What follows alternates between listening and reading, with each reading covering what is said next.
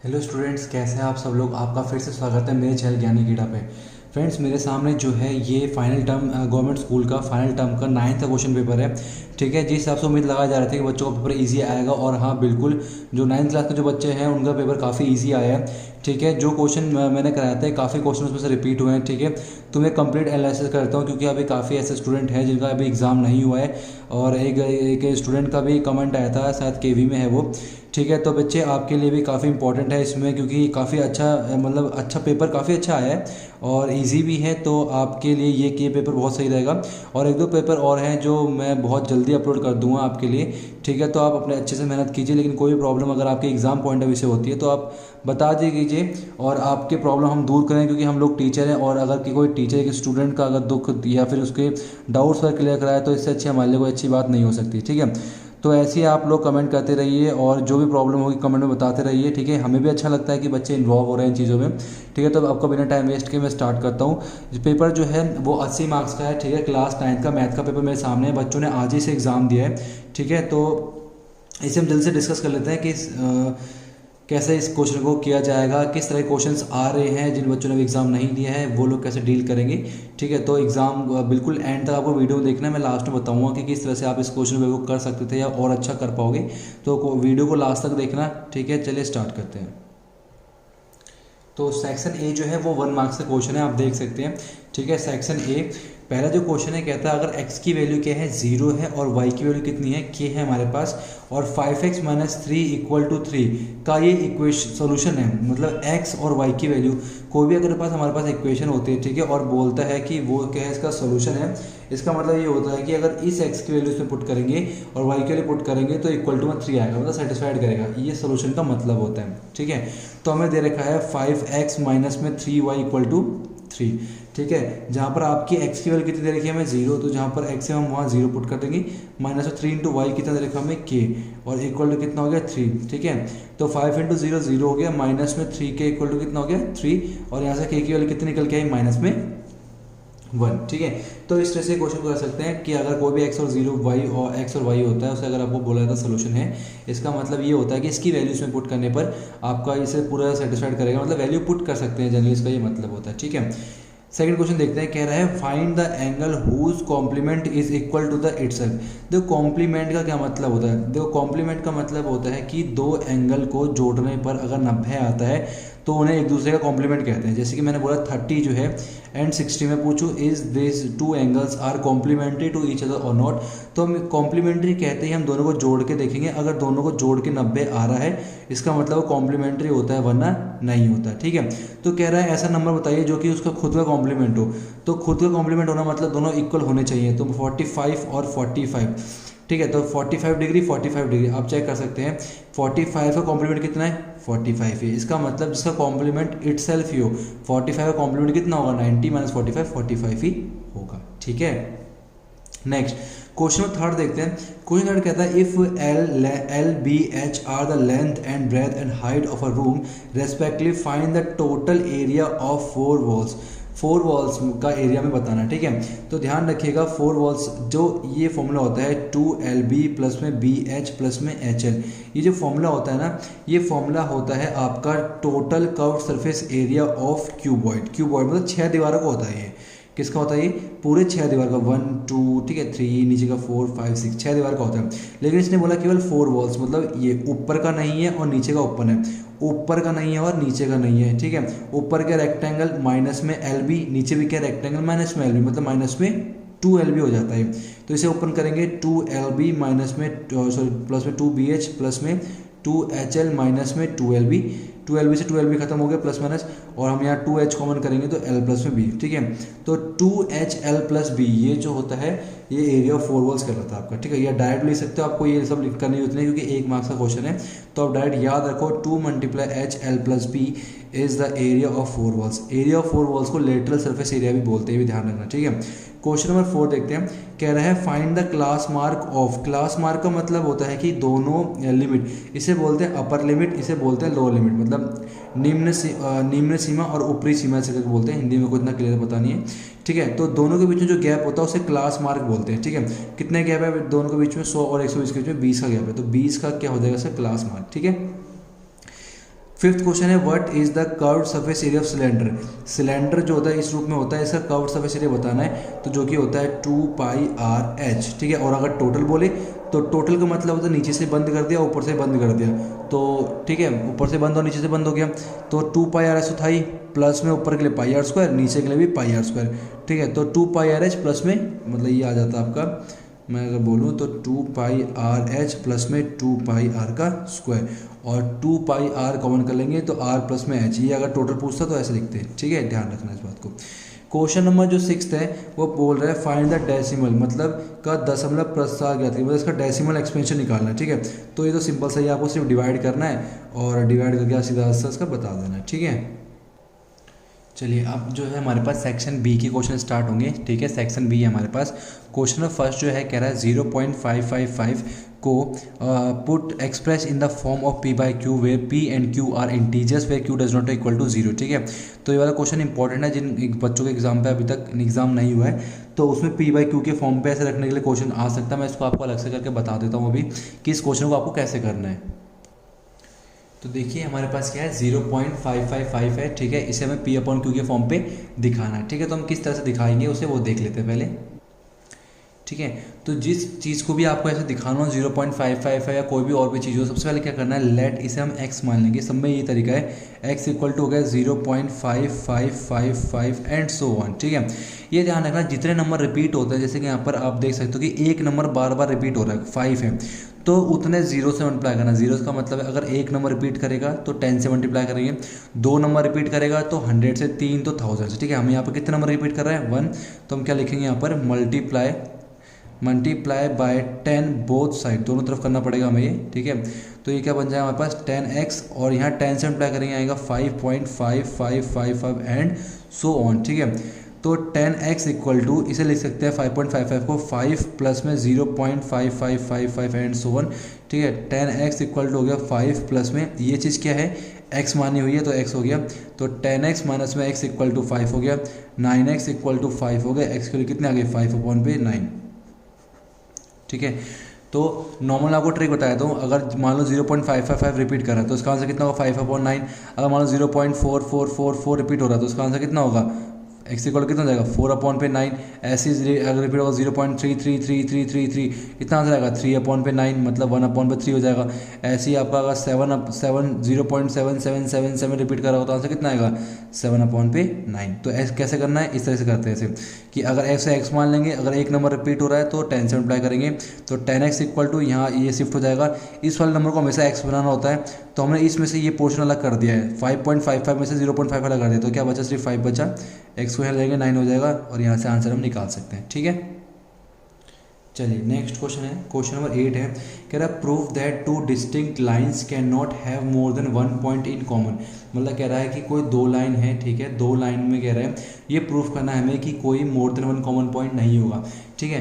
तो एक बार बताइए, मान लीजिए एक ये लाइन है, ठीक है, और एक ये लाइन दूसरी लाइन है, ठीक है, अलग अलग लाइन है ये, ठीक है, डिस्टिंक्ट लाइन, इक्वल नहीं है ना ही पैरेलल है, अलग अलग है। तो अगर मैं इसे आगे बढ़ाता हूँ, ठीक है, और इस लाइन को मैं आगे बढ़ाता हूँ तो ये एक पॉइंट पे काटेगा इसे, और उसके बाद क्या है कहीं आगे जाके किसी को काटेगा, ये कभी नहीं काटेगा। ये अलग अलग लाइन को अगर मैं कितना भी आगे बढ़ा लूँ सिर्फ एक बार इंटरसेक्ट करता है, और उसके बाद एक कितना भी आगे बढ़ा लो कभी भी कहीं जाके इंटरसेक्ट नहीं करेगा। इसका मतलब क्या होता है, दो अलग अलग लाइन होगा तो कॉमन पॉइंट कितना होता है 1 होता है, ठीक है। नेक्स्ट क्वेश्चन देखिए, क्वेश्चन नंबर 9 देखिए ध्यान से। क्वेश्चन 9 कहता है कि यदि ए बी सी जो है ट्राइंगल्स के साइड्स हैं, s माइनस दे रखा 4, s माइनस बी दे रखा 8 और s माइनस सी दे रखा है 12, तो कह रहा है ए बी सी की क्या करने में वैल्यू फाइंड आउट करनी है। तो अच्छा क्वेश्चन है, इस क्वेश्चन को मैं आपको अलग से सॉल्व करके बताता हूँ कि इस क्वेश्चन को कैसे सॉल्व करेंगे, ठीक है। तो इसे अलग से सॉल्व करते हैं इस क्वेश्चन को, ठीक है। तो s माइनस ए कितना है 4, s माइनस बी कितना है 8 और s माइनस सी कितना है 12। तो हमें ए बी सी की वैल्यू निकालना है, ठीक है। तो तीनों को ऐड कीजिए, ऐड s माइनस ए प्लस में s माइनस में बी प्लस में s माइनस में सी इक्वल टू कितना हो गया 4 प्लस में 8 प्लस में 12, s plus s 3s minus में a माइनस में b माइनस में c इक्वल टू हो गया 24। 3s माइनस में कॉमन कर लेंगे a plus B plus C equal to कितना हो गया 24। अब ये a plus B plus C क्या होता है, पैरामीटर, क्या होता है पैरामीटर, और पैरामीटर मतलब होता है twice of semi parameter. S क्या है यहाँ पर? सेमी पैरामीटर है। ठीक है, अगर मान लो किसी चीज़ का पैरामीटर अगर 8 है तो उसका सेमी पैरामीटर कितना होगा? 4 होगा। इसका मतलब ये पैरामीटर है, इसे मगर मेरे को लिखना है सेमी पैरामीटर उस टर्म पे, तो मैं क्या लिखूँगा? ट्वाइस ऑफ एस, 2s लिखूँगा, इक्वल टू कितना हो गया? 24। तो ये जाएगा एस इक्वल टू कितना हो गया? 24। तो सेमी पैरामीटर कितना आ गया? 24 आ गया। तो एस माइनस ए कितना था? 24। तो 24 माइनस में ए इक्वल टू 4 हो गया। ठीक है, और उसके बाद 24 माइनस में 4 इक्वल टू ए, और यहाँ से ए की वैल्यू कितनी आ जाएगी हमारे पास? 20 आ जाएगी। ठीक है, ऐसी एस माइनस बी कितना था? 8, मतलब 24 माइनस में बी इक्वल टू 8। ठीक है, तो 24 माइनस में 8 इक्वल टू बी, तो हो जाएगा 16 इक्वल टू क्या आ जाएगा? बी आ जाएगा। ठीक है, और S minus C, S minus C equal to कितना है? 12 है। एस की वैल्यू कितना आ गया? 24 माइनस में 12 इक्वल टू सी, और यहाँ से 12 इक्वल टू है सी की वैल्यू। ठीक है, आई बात समझ आपको? तो ये ध्यान रखना, जैसे मैंने इस तीनों को जोड़ा मैंने, तो एस प्लस एस क्या हो गया? 3s हो गया। माइनस में ए माइनस बी माइनस सी, माइनस कॉमन कर लेंगे तो ए प्लस बी प्लस सी, ए प्लस बी प्लस सी, मतलब ट्राइंगल के अंदर ये ए होता है, ये बी और सी, तीनों को जोड़ने पर आता है पैरामीटर निकल के आता है, P equal to A plus B plus C होता है। लेकिन अगर मैं बोलूँ एस, तो एस क्या होता है? ए प्लस बी प्लस सी अपॉन पे 2, ये सेमी पैरामीटर कहलाता है। इसका मतलब पैरामीटर अगर मैं इसको 2 से मल्टीप्लाई करूँ, 2 से 2 खत्म, तो P इक्वल टू होता है 2s, ये ध्यान रखना। तो ये क्या है? P है, P इक्वल टू क्या हो गया? Twice of s, semi parameter का दुगना होगा ये, तो ऐसे करके s की वैल्यू निकल गई, तो हम वैल्यू पुट करेंगे तो हमारा आंसर बड़े प्यार से निकल जाएगा। ठीक है, क्वेश्चन नंबर 10 देखते हैं। क्वेश्चन नंबर 10 कह रहा है कि find one rational and one irrational number between 2 and 3। 2 और 3 के बीच में रेशनल निकालना है और इरेशनल नंबर निकालना है। ठीक है, तो इसमें 1 बोला, हम ज़्यादा निकालते हैं क्योंकि क्वेश्चन आ जाता है अक्सर। ठीक है, मान के चलिए 2 है और यहाँ पर दे रखा है 3। ठीक है, और 2 और 3 के बीच में बोला जाता है हमें 4 रैशनल नंबर निकालने हैं। पहले रैशनल सीखते हैं कैसे निकालते हैं। कितने बोले हमें? 4 बोले हैं। तो 4 निकालना है, तो ध्यान रखिए 2 है और 3 है, ये अभी रैशनल नंबर नहीं लग रहा है, लेकिन जैसे नीचे 1 लगा देंगे तो दोनों रैशनल नंबर हो गया। तो अगर हमें 4 रैशनल नंबर निकालने के लिए बोला है तो हम 5 से ऊपर नीचे मल्टीप्लाई कर देंगे, तो कितना हो गया? 10 अपॉन पे 5, और ये हो गया 15 अपॉन 5। तो कितना? 10 और 15 के जो कितना गैप होता है? लिख सकते हैं 11 अपॉन 5, 12 अपॉन 5, 13 अपॉन 5, 14 अपॉन 5। तो ऐसे हम 4 निकाल सकते हैं ऐसी। ठीक है, अगर हमें 6 बोला तो हम 7 से मल्टीप्लाई करते हैं। ठीक है, जरूरी नहीं इसी से करना, लेकिन इससे करोगे तो कभी कम नहीं होंगे, हमेशा ज़्यादा ही होंगे, लेकिन कम नंबर नहीं निकलेंगे कभी पीछे। ऐसा होता है, बच्चे क्या करते हैं? 2 से मल्टीप्लाई करा, 2 टू 4 हुआ और 3 टू 6 हुआ, 4 और 6 अभी भी 2 रेशनल नंबर निकाल रहे हैं, जबकि हमें 4 निकालने थे। तो 4 निकालने हैं तो 5 से मल्टीप्लाई करना है, और 5 निकालने हैं तो 6 से मल्टीप्लाई करना है। इस हिसाब से आप लोग कर सकते हो। ठीक है, ये तो हो गई रेशनल नंबर की बात। अब जब बात आएगी रेशनल नंबर की, देखो हमें बोला गया 2 और 3 के बीच में एक इरेशनल नंबर निकालना है। इरेशनल नंबर वो नंबर होते हैं जो कि नॉन टर्मिनेटिंग हो और नॉन रिपीटिंग हो, मतलब खत्म भी ना हो और बदलता रहे। जैसे कि एक नंबर देखो 0.333333 है। ठीक है, ये नंबर क्या है? नॉन टर्मिनेटिंग, मतलब ये अशांत है, टर्मिनेट नहीं हो रहा, नॉन टर्मिनेटिंग है, और लेकिन साथ में रिपीटिंग है, एक ही नंबर रिपीट हो रहा है बार बार ना, तो ये रेशनल नंबर कहलाता है। समझ में? लेकिन इरेशनल नंबर क्या होता है? जो तो खत्म भी ना हो रहा, अशांत हो, लेकिन रिपीट भी ना हो रहा। जैसे मैं अगर बोलूँ 2 से बड़ा, तो 2.0100010001000001 एंड सो ऑन। तो अपने हिसाब से हमने क्या करा? 2 से बड़ा नंबर ले लिया 2.01, फिर 001, फिर 0001, फिर 0001, ऐसे करके हमने नंबर बढ़ा चले गए। तो हम अपनी मर्जी से इस तरह से इरेशनल नंबर निकाल सकते हैं, और ऐसे ही करना है, इसमें कोई रूल्स वगैरह नहीं होते, हम अपने अंदाज से इस चीज़ को कर सकते हैं। ठीक है, इसके और में अथवा में क्वेश्चन दे रखा है कि 5 प्लस में √7 और 2 प्लस √5 का हमें एक्सपेंशन करना है, तो हम किस हिसाब से करेंगे। ठीक है, तो जब भी ऐसा क्वेश्चन आया क्या करते हैं? पहले 5 लिखेंगे और फिर ये नंबर 2 प्लस में √5। ठीक है, फिर प्लस में √7 लिखेंगे, फिर 2 प्लस में √5। ठीक है, 5 को 2 से मल्टीप्लाई करेंगे कितना आएगा? 10। फिर 5 को √5 से करेंगे तो 5 √5 आएगा, फिर प्लस में इसको इससे करेंगे तो 2 √7 आएगा, और इसको इससे करेंगे 7 पंचे रूट में 35। बस इससे आगे कुछ नहीं करना, यहीं आपको छोड़ देना ये। ठीक है, तो इसे सिंपल एक्सपेंड करना था, इसमें कोई ऐड वैड नहीं होगा। अगर नंबर रूट के अंदर है तो रूट के अंदर रहेगा, अगर बाहर वाले से 5 को √5 से किया, √5 अंदर था, 5 आगे बाहर लग जाएगा। लेकिन अगर दोनों नंबर रूट में होते हैं तो अंदर रूट में मल्टीप्लाई हो जाते हैं। ठीक है, चलिए क्वेश्चन नंबर 11 देखिए। क्वेश्चन 11 कहता है कि 3 कॉइन्स आर टॉस साइमल्टेनियसली, और 1000 बार 3 कॉइन को टॉस किया जा रहा है 1000 बार, और ये 3 बार हेड आता है 230 बार, 2 बार हेड आता है 270 बार, एक हेड आता है 285 बार, कोई हेड नहीं आता 215 बार। कह रहा है find the probability of getting exactly 1 head. केवल एक हेड आए, और एक हेड आने की प्रोबेबिलिटी कितनी है? 285। ठीक है, तो प्रोबेबिलिटी अगर हम निकाले 1 हेड की, ठीक है, तो 1 हेड के कितने हैं? 285, और टोटल कितने टाइम्स किए हमने? 1000 टाइम्स। इसको छोटा कर देंगे, 5 5 जा 25, ठीक है, बचा गया 5 7 35 और 5 2 जा 0 0, तो ये जगह प्रोबेबिलिटी 57/200।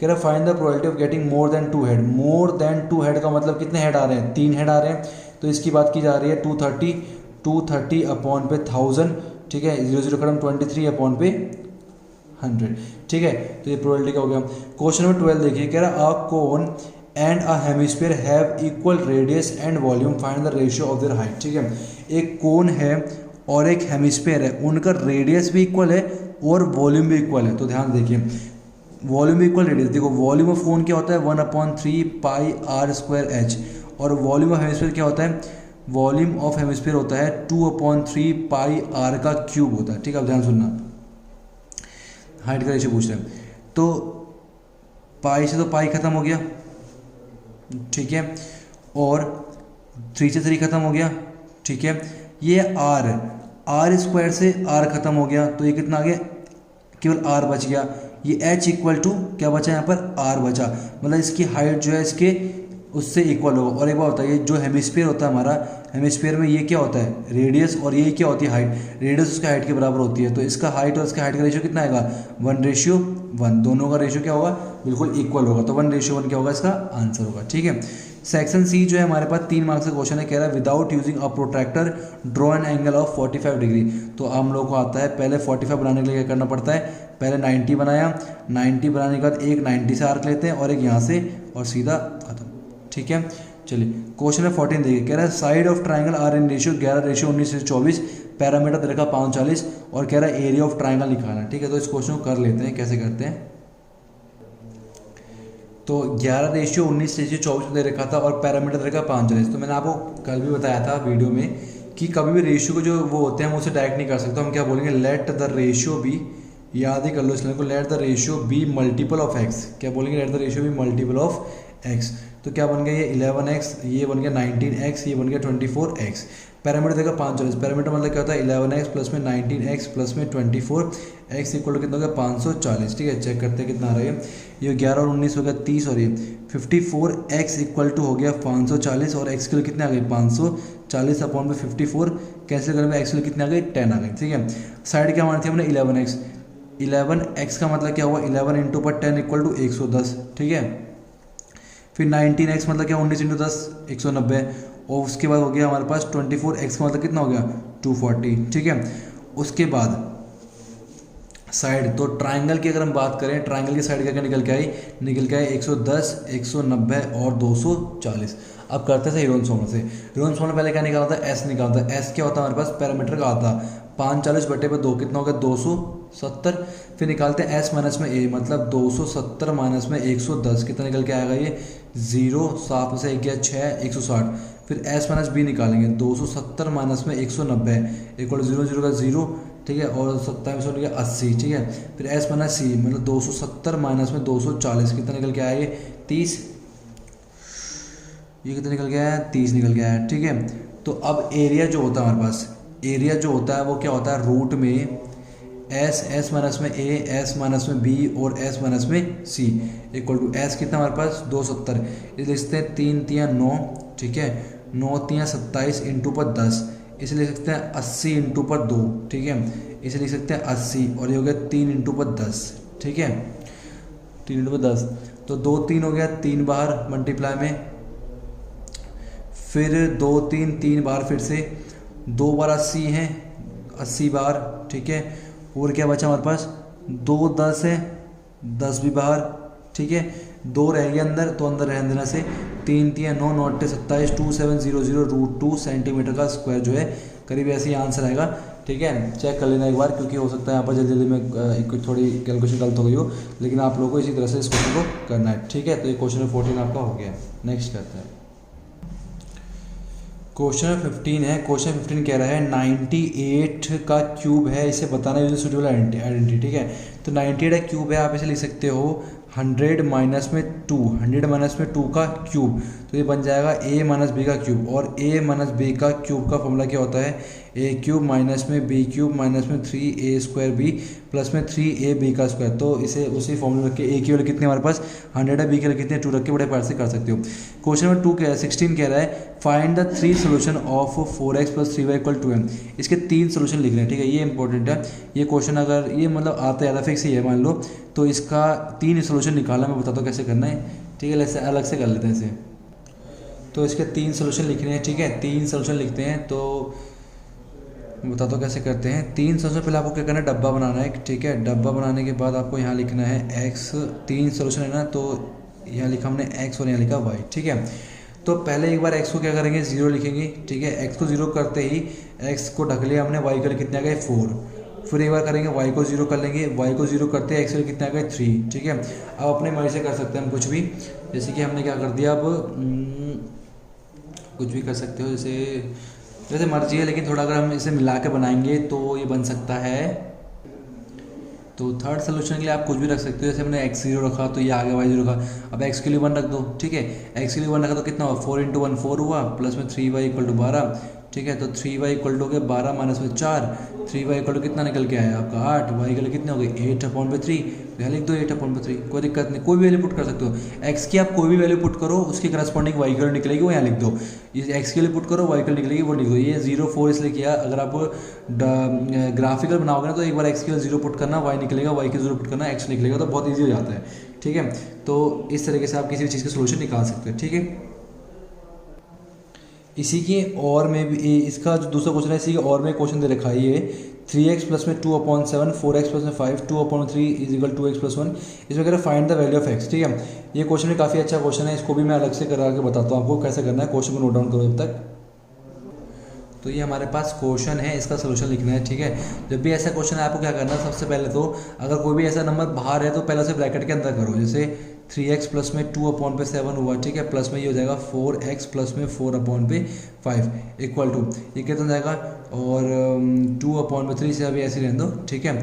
अब क्या हुआ एलसीएम में सॉल्व करो, तो इसको मल्टीप्लाई से करोगे 5 × 3x प्लस में 2, ठीक है।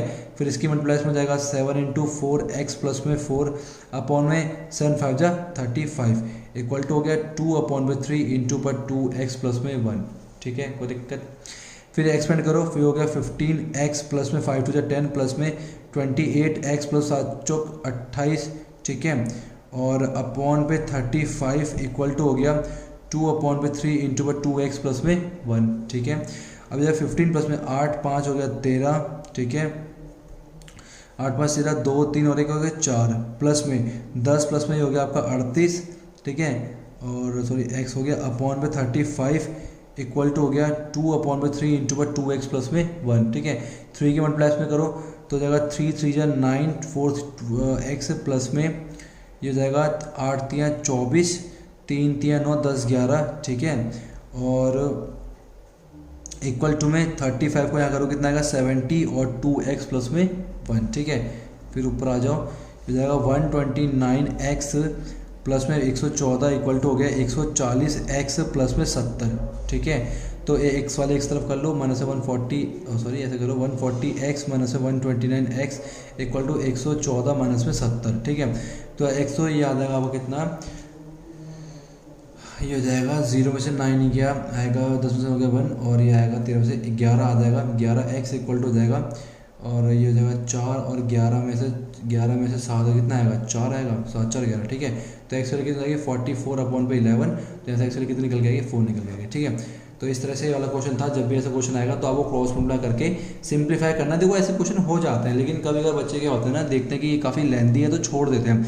छोड़ा मत करो बच्चे, क्योंकि क्वेश्चन को अगर आप सॉल्व करोगे ना, ये सेट क्वेश्चन होते हैं, अगर आपके स्टेप बाय स्टेप ठीक है तो डायरेक्ट एक्स के लिए आते हैं, कोई उल्टी सीधी वैल्यू नहीं आती, तो आपको छोड़ना नहीं है इस क्वेश्चन को, ठीक है। चलिए क्वेश्चन नंबर 17 जो है आपका दे रखा है √13 को आपको नंबर लाइन के ऊपर रिप्रेजेंट करना है, ठीक है। तो नंबर लाइन को रिप्रेजेंट कैसे करते हैं सब बच्चों को आता होगा, मैं फिर भी रफली बताता हूँ, फिर नहीं बताऊँगा क्योंकि मेरे पास सामान है नहीं अभी। तो आपको करना क्या है, जब भी √13 कोई भी नंबर अगर रूट के अंदर ऐसा पूछा जाए बनाने के लिए, आपको क्या करना क्या है, पहले आपको एक लाइन खींचनी है, ठीक है, 13 सेंटीमीटर की, जो भी बोला जाए उतने सेंटीमीटर 13 सेंटीमीटर उतनी लाइन खींचनी है, ठीक है। उसके बाद क्या करना है आपने 1 सेंटीमीटर, ये मान लीजिए ए है ये बी है, तो 1 सेंटीमीटर एक्स्ट्रा खींचना है, सी हो गया, ठीक है। तो ए सी को फिर क्या करना है बाइसेक्ट करना है, इसी को क्या करना है, बाइसेक्ट करना है। जैसे ही आप बाइसेक्ट कर लोगे इसी को, तो इसे एज अ सेंटर मान के आपको यहाँ से लेकर यहाँ तक क्या करना है, सेमी सर्कल को ड्रॉ करना है, ठीक है। उसके बाद बी पॉइंट से आपको यहाँ पर एक 90 डिग्री एंगल बनाना है और इसकी लेंथ नाप के ऐसे करके आपको आर्क मार देना है, ऐसे करके, ठीक है। तो ये जो पॉइंट होता है वो नंबर जो भी रिक्वायर होता है वो वाला नंबर ये होता है, ठीक है। फिर से बता रहा हूँ मैं आपको, क्या करना है, आपने पहले उतनी सेंटीमीटर लाइन खींचनी है, फिर 1 सेंटीमीटर एक्स्ट्रा करना है। उसके बाद क्या करना है, बाइसेक्ट करके इसे सेंटर मान के आपको एक सेमी सर्कल खींचना है और बी जो पॉइंट था हमारा वहाँ से 90 डिग्री, उसके बाद इसकी लंबाई ऐसे करके, इसकी लंबाई ऐसे नाप के, ऐसे नाप के और ऐसे ऐसे ऐसे करके आपको इस लाइन पर कर देना है, तो वो आपका रिक्वायर्ड पॉइंट होगा, ठीक है। क्वेश्चन नंबर 18 देखते हैं। कह रहा है इन फिगर ABCD से पैरेलल, देखो ABCD क्या है, ये क्या है, एक पैरेललोग्राम है। एंड BC इतना सर CE equal to BC, CE जो है वो BC के इक्वल है, जो CE है उतना क्या है, BC है, ठीक है। और if the area of BDF is equal to 3 find the area of parallel ABCD, ठीक है। तो ये जो क्वेश्चन है 18 जो है, ये एक चैप्टर नंबर आपका 9 का है, ठीक है। चैप्टर 9 का ये क्वेश्चन है और बहुत ही सिंपल सा ये क्वेश्चन है, ठीक है। आपको उस चैप्टर में एक पता होगा कि हमें बताया गया है कि अगर कोई एक ट्राइंगल है, ठीक है, या कोई 2 ट्राइंगल मान लीजिए, अगर 2 ट्राइंगल जो है सेम बेस पर होता है, एक ही आधार पर होता है और सेम पैरेललाइज के अंदर है, तो दोनों का एरिया क्या होता है, दोनों का एरिया इक्वल होता है। और अगर एक ट्राइंगल है और एक क्या है, पैरेललोग्राम है, एक ट्राइंगल है और एक पैरेललोग्राम है, जैसे ये पैरेललोग्राम बन गया और एक ये ट्राइंगल है, तो अगर कोई पैरेललोग्राम और ट्राइंगल सेम बेस और सेम पैरेललाइंस के अंदर होता है, तो एरिया ऑफ ट्राइंगल जो होता है, ठीक है, एरिया ऑफ ट्राइंगल जो होता है वो आधा होता है पैरेललोग्राम के। तो ये उसी से बड़े प्यार से हो जाएगा, ठीक है। आप कीजिए इसे, बताइए मेरे को कितना आंसर आता नहीं आता, फिर मैं आपको बताता हूँ इसको क्वेश्चन को कैसे करते हैं, ठीक है। क्वेश्चन नंबर 9 है। 9 कहता है यदि x+3 find the value of m if x+3 is a factor of इतना, ठीक है। तो हमें वैल्यू निकालें। देखो फैक्टर का मतलब क्या होता है, फैक्टर का अगर ये x+3 अगर 3x² प्लस में mx प्लस में 6, कोई भी चीज़ किसी का फैक्टर का ये मतलब होता है कि अगर उसमें से अगर मैं x की वैल्यू निकालूँ, यहाँ से x की वैल्यू कितनी निकल के आएगी, -3, अगर वो वाली x की वैल्यू मैं इसमें पुट करूँगा तो इक्वल में कितना आंसर आएगा, 0, उसे फैक्टर बोलते हैं। तो 3 इंटू एक्स का क्या लिखना है मेरे को, -3 का स्क्वायर प्लस में m इंटू एक्स कितना है, -3 प्लस में 6, तो -3 का स्क्वायर कितना होगा, 9 होती है 27 माइनस में 3m प्लस में 6, तो रखते कितना आंसर आएगा, इक्वल टू में 0। 27 प्लस में 6 कितना होता है, 27 और 6 हो जाएगा हमारे पास 33 माइनस में 3m equal to 0, 3m equal to 33 और यहाँ से आपकी m के लिए कितनी आ जाएगी, 33/3 11 निकल के आ जाएगी, ठीक है। तो सॉल्यूशन का मतलब क्या होता है, उस वैल्यू को उसमें पुट करने पर आंसर कितना निकल के आता है, इक्वल टू 0। आई बात समझ में आपको, ठीक है। क्वेश्चन 20 देखिए, draw the graph of equation, इसका हमें ग्राफ बनाना है और find the value of y की वैल्यू निकालें जब x कितना हो, -1 है तो y की वैल्यू निकालें। तो पहले ये कर लेते हैं, ठीक है, ग्राफ बनाता हूँ मैं भी बता दूँ। x इक्वल टू दे रखा है 3y माइनस में 4, कह रहा है y की जगह x अगर कितना है, -1 है, तो जहाँ पर x है वहाँ -1 पुट कर दो, इक्वल टू 3y माइनस में 4, -1 प्लस में 4 equal to 3y, minus plus minus 3 equal to 3y और यहाँ से y की वैल्यू कितनी निकल के आएगी आपकी, y की वैल्यू आ गई 1, ठीक है। तो ये तो हो गया। अब x equal to 3y minus 4 से ग्राफ कैसे बनेगा, इसको देख लेते हैं पहले। चलिए, तो x equal to 3y minus 4 का मेरे को क्या करना है, ग्राफ बनाना। तो देख लेते हैं किस तरह से हम ग्राफ बना सकते हैं इसका, ठीक है। तो सबसे पहले क्या करना है, आपको डब्बा बनाना है और जब भी हमें ग्राफ बनाना होता है तो हमें केवल 2 पॉइंट्स निकालने होते हैं, x और y के, ठीक है। तो मान लीजिए मैंने y को डाला 0, y को 0 रखते ही y को 0 रखा, ये खत्म हो गया, तो एक्चुअली कितने आ गए, -4 आ गया, ठीक है। और अगर मान लीजिए मैंने y को रख दिया 1 रख दिया, y को 1 रख दिया, तो 3 1 3, 3 माइनस 4 कितना होगा, -1, तो x कितना निकल गया है, -1। तो हमारे पास ये 2 पॉइंट्स निकल गए, ठीक है। अब हम देखते हैं कि इसका ग्राफ कैसा बनेगा। ये हो गया 1, ये हो गया 2, ये 3, ये हो गया -1 -2, ठीक है, -3 -4, ये हो गया -1 -2 -3 -4, ये हो गया 1 2 और 3 और ये 4, ये हो गया 0। ये होता है x एक्सिस, ये माइनस में x, ये प्लस का y और ये माइनस का y, ठीक है। x की वैल्यू कितनी है, -4 है, y कितना है 0, मतलब x की वैल्यू -4 होगी और y 0, मतलब इस पॉइंट की बात कर रहे हैं। x की वैल्यू -1 है और y की वैल्यू कितनी है, 1 है। x की वैल्यू -1 है और y की वैल्यू कितनी है, 1 है, मतलब इस वाले पॉइंट की बात हो रही है। तो ये ग्राफ कैसे जाएगा, ऐसे, इस तरह से लाइन बनेगी, आया बात समझ में आपको। तो केवल 2 पॉइंट्स, क्योंकि 2 पॉइंट्स इसलिए, अगर कोई कह रहा है मेरा मन कर रहा 3 पॉइंट्स, तो आप 3 में निकालो, 2 4 में निकालो, जितने बजे निकाल लो, इसी से गुजर कर हो जाएगा।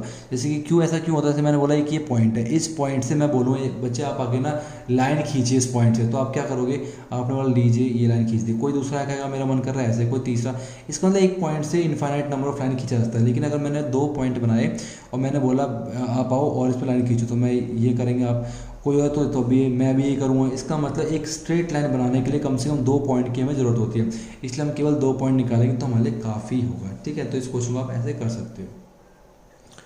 चलिए नेक्स्ट जो क्वेश्चन है वो कहता है कि to know the opinion of a student about the subject statics, a survey of 400 student was conduct. मतलब 400 स्टूडेंट का एक सर्वे हुआ, ठीक है, स्टैटिक्स को लेके। तो 220 ऐसे बच्चे हुए जिन्होंने बोला कि हाँ दे लाइक्स स्टैटिक्स, और 180 ऐसे बच्चे हुए जिनको स्टैटिक्स अच्छा नहीं लगा। ठीक है, तो लाइक स्टैटिक्स की प्रोबेबिलिटी निकालनी, तो स्टैटिक्स लाइक कितना किए थे, स्टैटिक्स लाइक वाले थे 220, तो 220 अपॉन टोटल स्टूडेंट कितने सर्वे वाले वो है 400, 220 अपॉन 400 कितना आया 11 अपॉन पे 20। ठीक है, अनलाइक स्टैटिक्स कितने हैं, अनलाइक है 180, तो 180 अपॉन टोटल कितना है 400, अगेन कितना हो जाएगा 2 9 जाए 222। ठीक है, सॉरी 400 2 9 जा अपॉन 20।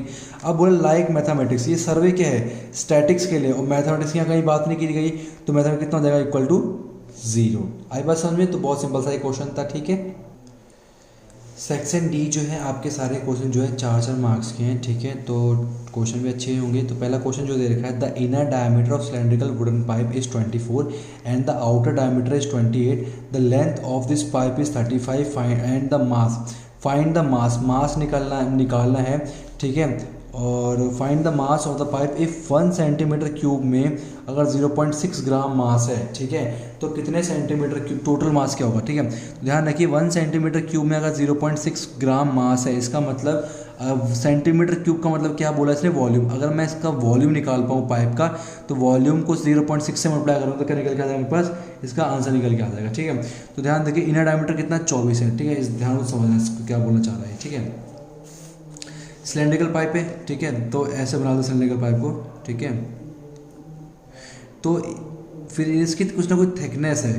ठीक है, तो अंदर का डायमीटर कितना है इसका, इनर डायमीटर 24 है, तो इनर रेडियस कितना हुआ 12, और आउटर डायमीटर कितना है 28, तो बड़ा आर कितना हो गया 14।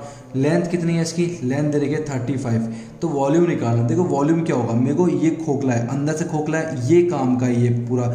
अगर मैंने बोला बड़ा वाला वॉल्यूम तो पूरा कवर हो गया, छोटा वाला वॉल्यूम तो अंदर कवर हो गया। इसका ना बड़े वाले में से अगर मैं अंदर ये वाला माइनस करता हूँ तो ये बीच का बच जाएगा मेरे को। इसका मतलब होता है पाई बड़े आर स्क्वायर एच माइनस में पाई छोटे आर स्क्वायर एच, ये होगा हमारे पास एग्जैक्ट वॉल्यूम। पाई की वैल्यू कितनी 22/7 होता है, इंटू एच दोनों में सेम होगा 35।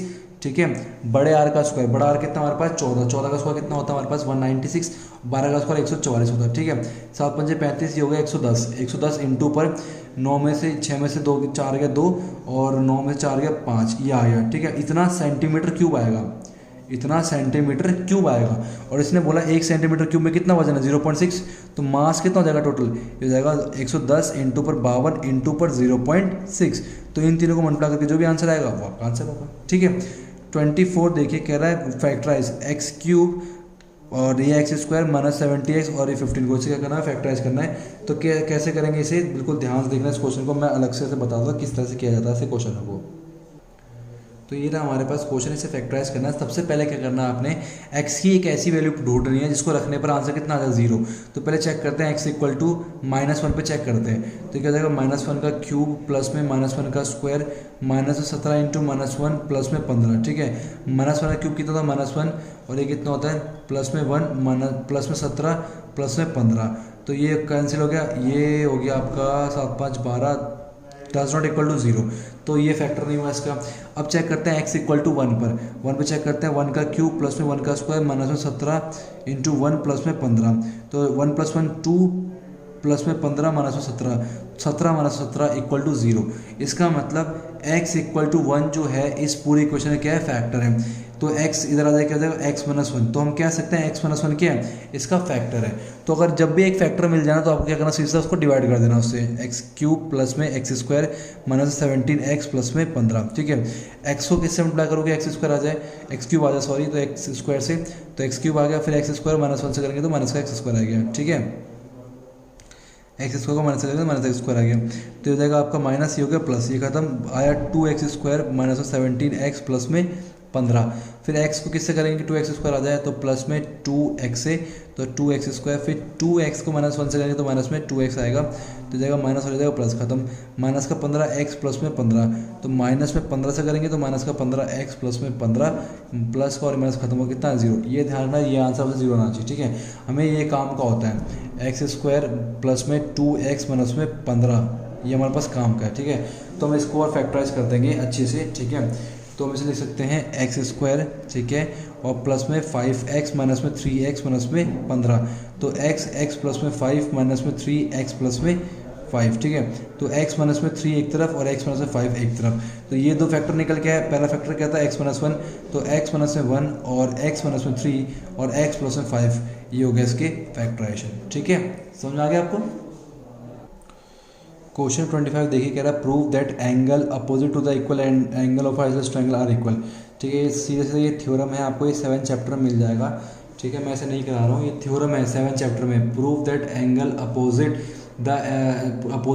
Prove that angle opposite the equal side, मतलब अगर कोई दो थ्योरम समझाता हूँ मैं, क्या थ्योरम ये कहता है कि अगर ये ट्रायंगल, ठीक है, अगर मान लीजिए ये साइड इसके इक्वल है, तो इसके ठीक सामने कौन सा एंगल है, ये वाला एंगल, इसके ठीक सामने कौन सा एंगल, ये वाला एंगल, तो इक्वल साइड के अपोजिट एंगल्स भी क्या होंगे, इक्वल होंगे। ये थ्योरम है। ठीक है, ये मेरे ख्याल से 7.3 या फिर 7.3 या 2 के पहले ये थ्योरम पढ़ता है, तो आप वहाँ से देख लेना। ठीक है, थ्योरम कर लेना, एनसीईआरटी का ये। चलिए नेक्स्ट क्वेश्चन ये कह रहा है कि plot the following points and check whether which are collinear. तो पहले समझते हैं कॉलन का मतलब क्या होता है। कॉलन का मतलब होता है अगर कोई भी पॉइंट अगर एक ही स्ट्रेट लाइन पे आ जाए तो उसे कॉलन बोलते हैं। मतलब अगर मैंने एक लाइन खींची तो 3 पॉइंट है, तीनों पॉइंट अगर एक ही लाइन पे आ गए तो उसे कॉलन बोलते हैं। ठीक है, तो इनको आप ग्राफ में बनाना है, ग्राफ में बना लीजिए, और अगर कोई भी पॉइंट लगातार 2 बार ऐसे करके आ जाए सामने सामने तो वो कॉलन बनाना ही है। ठीक है, सिंपल सा क्वेश्चन आप कर लेना। ABCD is a parallelogram in which PQRS are midpoint of side। ABCD क्या है, एक पैरेललोग्राम है। ठीक है, ABCD एक पैरेललोग्राम है और कह रहा है कि PQRS जो है मिड पॉइंट्स है, तो PQRS क्या रोम्बस प्रूफ करना है। तो ये और ये, तो इसको रोम्बस प्रूफ करना मतलब चारों साइडों क्या प्रूफ करनी है, इक्वल करनी है। ये चैप्टर नंबर 9 का पैरेललोग्राम का बहुत ही सिंपल सा क्वेश्चन है। ठीक है, इसे आप लोग कीजिए, अगर नहीं आता तो कमेंट कीजिए, क्योंकि मेरे को ये चैप्टर जो 9th वगैरह है ना, ये चैप्टर बहुत इजी लगते हैं, क्योंकि इसमें सारे चीज़ें हमें पता होते हैं, तो बड़े प्यार से इसमें क्वेश्चन हो जाता है, इसमें ज़्यादा दिमाग लगाने की जरूरत नहीं होती। ठीक है, तो इसका आंसर इसका बताना मेरे को, आप कमेंट करिए कि आपने कैसे किया इस क्वेश्चन को। ठीक है, इस क्वेश्चन को मैं आपके ऊपर छोड़ता हूँ, अगर आपको फिर भी नहीं आता ये वाला क्वेश्चन तो मुझे कमेंट करके बताना, मैं इसकी वीडियो अलग से अपलोड कर दूंगा। ठीक है, नेक्स्ट क्वेश्चन की तरफ चलते हैं, क्वेश्चन नंबर 28 की तरफ। क्वेश्चन 28 कह रहा है कि construct a triangle PQR QR equal to 5.4, Q इतना है और PR माइनस में PQ 3.5 है। तो QR कितना है, 3.4 हमने बना लिया कि ये Q है, ये R है, Q से 60 डिग्री का एंगल बना दिया। माइनस करने में कितना आ चाहिए, 3.5, तो 3.5 का हमें R को मारना है, उसको ज्वाइन करना है। फिर जिसको ज्वाइन किया उसे क्या करना है, बाइसेक्ट करना है। बाइसेक्ट करने के बाद जहाँ पर भी इंटरसेक्ट करेगी ना इसे, उस पॉइंट को इसे ज्वाइन कर देना है। वो वाला पॉइंट क्या हो जाएगा, P, ये हो जाएगा Q, ये हो जाएगा R। तो इस तरह हम बना सकते हैं। ठीक है, नेक्स्ट क्वेश्चन 29 आपके पास है, कह रहा है find the mean mode and median of the data. यहाँ पर बहुत बड़ा डाटा, सॉरी बच्चे ने बहुत ज़्यादा गंदा कर दिया इसको। ठीक है, तो सही से देख लीजिए, ध्यान से उतार लीजिए। मीन निकाला, मीडियन निकाला, मोड निकाला। मीन कैसे निकालता है आपको पता है, इन सब नंबर को जोड़ देंगे, जोड़ने के बाद गिन के लिख देंगे कितने नंबर है, तो उससे निकलता है मीन। सबसे ज़्यादा बार जो नंबर रिपीट हुआ है, जैसे 90 यहाँ पर एक बार आया, फिर 90 एक और बार आया, फिर 90 ये भी है, 90 यहाँ पर 90 जो है बहुत बार आ रहा है। इस जो सबसे ज़्यादा बार आता है उसे क्या बोलते हैं, उसका मोड बोलते हैं। और अगर मीडियन की, जब भी हम मीडियन निकालते हैं ना, मीडियन को पहले से अरेंज करना होता है इंक्रीजिंग ऑर्डर पे। इन सारे नंबर को आपको इंक्रीजिंग ऑर्डर पे अरेंज करना है, उसके काउंट करना है कितने नंबर है, काउंट करो 2 4 6 8 10 12 14 16 18 20। अगर इवन है तो 2 नंबर निकाल के आते हैं, कौन कौन से, n/2 एंड n/2 प्लस में 1, और अगर ऑड है तो एक ही नंबर निकल के आएगा n प्लस में 1/2। तो इवन के लिए नंबर होता है 2 नंबर का, फिर इसका मीन निकालना होता है। ये सिंपल सा क्वेश्चन है, इसका आप करो और मेरे को बताओ कितना आंसर आया मीन, मोड और मीडियन का। क्वेश्चन 30 जो है बिल्कुल लास्ट क्वेश्चन है।